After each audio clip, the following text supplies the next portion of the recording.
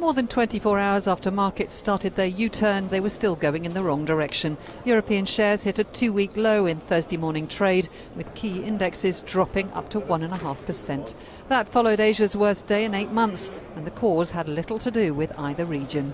This is certainly the first time since the US presidential election that there has been even a whiff of real concern that Mr. Trump will not deliver on the critical challenge of cutting taxes and deregulating.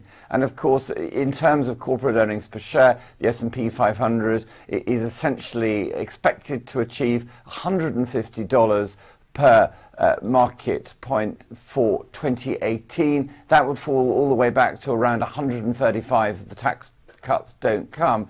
Reports that Trump had tried to intervene in an investigation into alleged Russian interference in last year's US election, and that his aides had numerous undisclosed contacts with Russian officials, kept market tensions high.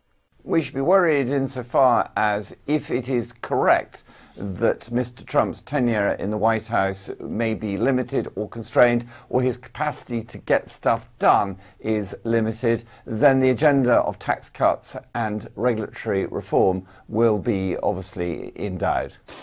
The dollar steadied, pulling out of a dive that had taken it to its lowest level in 6 months against other top currencies.